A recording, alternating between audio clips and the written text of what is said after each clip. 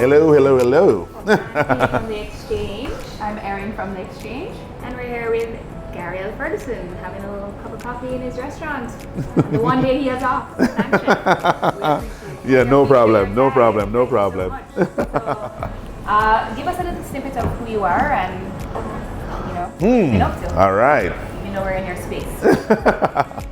Well, let's start with, we are in the rib cage. And rib cage is a brand that I started over 1995, I don't know, I'm gonna do the math. That's what, 24 years ago? As far as Gary Ferguson though.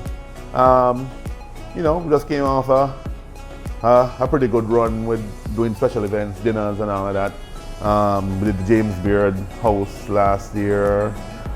We did the United Nations delegate dining, the Caribbean Chef Series. So we did that last year too. So we're pretty busy last year. Well, art design was pretty much, it's actually glass art design. So it's not just art design as a broad brush. And it pretty much came about when I was living in Florida. When you think about sand carving, and also you think about perfection, because it's a type of discipline that if you make a mistake, you have to buy a brand new $5,000 piece of glass.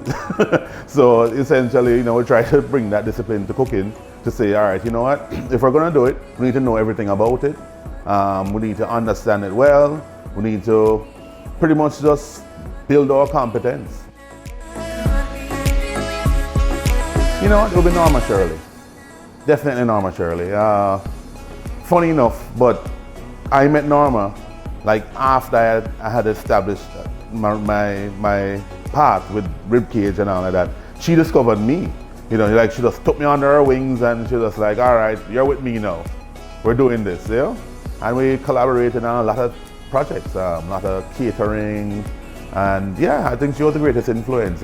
She really taught me how to use what we have here locally and do something extraordinary with it. Do you think that generally speaking our gastronomy is underrated as a, I think,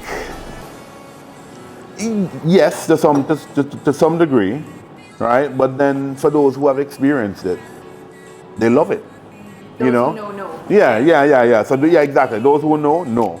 And so I think we have to probably do a better job putting it forward. Like as a country, if you look at the countries that do well as far as gastronomy is concerned, those are the countries that celebrate their food, like really celebrate it. Yeah, like Spain, France. Portugal. They pull out the stops. They're just like, look, we're doing this. We have good stuff. The world needs to know. Mm-hmm. So until we take that approach, the world is not gonna know. Yeah. So right now, we're just a discovery. It's always a discovery. We're on every menu. We're on every product. Every major brand in the world wants a piece of jerk.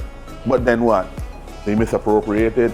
They do all kind of silly things, not being authentic, and that's like the backlash over Jamie Oliver exactly, and IKEA and all that. Their rice with green peas in there. Exactly, but that is partly our fault.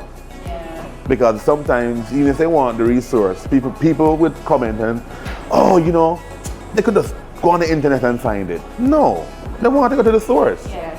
Like, okay, go on the internet and find it. What is it linked to Jamaica? Who is the to best what we do? And all of that, to talk about it. Yeah, and you click on that and you're like, okay, it's just a bunch of people doing stuff you don't know if it's real or not. Yeah, so at the end of the day, we have to do a better job getting our story right. We try to do as much as we can as far as bringing them in, kind of exposing them to different events, teaching them what we do, and kind of guiding them, as to how they should really think about food and what are the things they really should be focusing on. I feel like they're all my kids. I feel that they're mine. To mold. But then as they start to grow, and that's what you want them to do, they start to go away. And it's just like children, you're like, but I thought you're gonna be here with me forever. So the separation is the hardest part. You're only as good as your last meal. That's where I'm at with it, No matter what you think you have done or what you think you are doing, the bottom line is that that last meal that you put on that plate is always going to determine how good you are. I think it started out where I just did what I loved. And it kind of morphed into this thing that, it became a brand, right? Because, the love that you have for it, the passion you have for it, you really thought it was necessary to go above and beyond to be the best at it, or the best that you can be at it.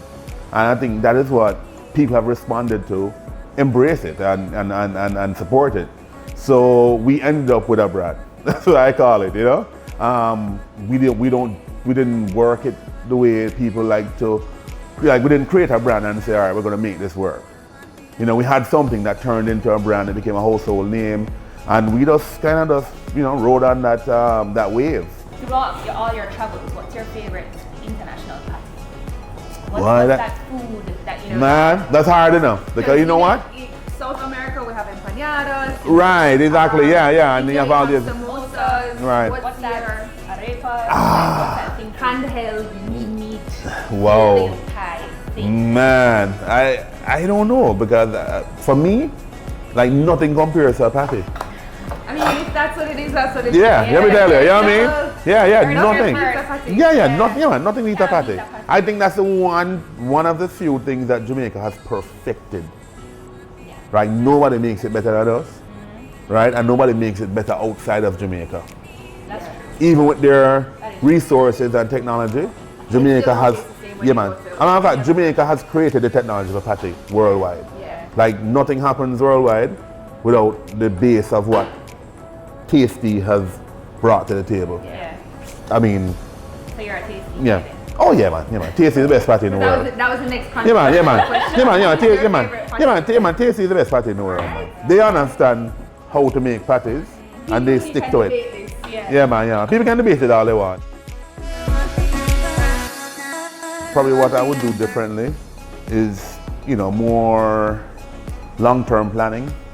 Maybe, by now we should have had our own location, creating a destination experience type restaurant, something similar to a Salt Lake BBQ or something like that, I think that will be our next move, is to find somewhere and be a destination restaurant, be that place that you can come to and get anything that is, as we say, hugged by smoke, kissed by fire. Yeah. In your opinion and your expertise and your experience, what is the base that makes a great Jamaican chef? What are the things that they have to know to do in order to be that Jamaican chef? Well, it's interesting because the classically trained chef in Jamaica doesn't learn how to cook Jamaican food. There are no instructions, So you find that it's usually going to be the cook shop guy or the lady that knows how to cook, because you see something is passed down. Exactly. So you find that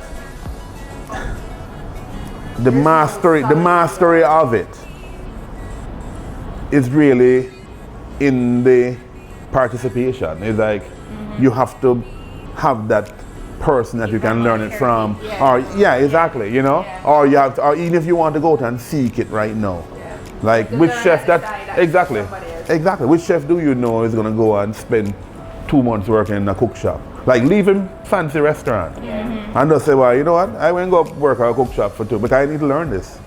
But the reality, that's what they need to do. They can't use French techniques and this and that and talk about, okay, I'm going to cook authentic Jamaican food. It don't work. For us right now, the biggest deal for us right now is when we identify a customer that used to come to the original location, and they'll come in and they kind of have this very sheepish look all right, I see ribcage outside, I'm in here, I see you, I know you from the original location. all right, let me see, does the food taste the same? And they'll ask me, do we still have the same chef? Because funny enough, back then, nobody associated me as the chef. They just knew that I own the restaurant.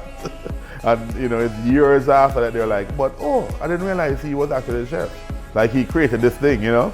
So, you know, when they come in and they have the food and they're like, oh my God, yes, you know? Even the hard roll that we originally gave people, and people will always talk about, what about the soft roll, that warm roll with the butter? And yeah, we make sure we have that. Definitely. For several reasons, and I mean, just a few that come off the top of my head is one, we don't have the time, you know, and then sometimes, and we don't know how to do that stuff. You know, even when you see chefs out there and you're saying, wow, they're doing a great job marketing, they have a whole team behind them. You know, sometimes people will see chefs moving forward and they think that, oh, well, it's just a chef. It goes way beyond that. You have to have a team. You have to have people that understand it. You have to have people who can put you in the right places and leverage what you have done, you know, to make you, you know, more desirable. Thank you so much for your time this morning on the off day. We appreciate you exchanging. No problem, no problem. And we hope to have many more exchanges. Yep. We appreciate it, and we're looking forward to the future of gastronomy in Jamaica. Yep. I'm there with you.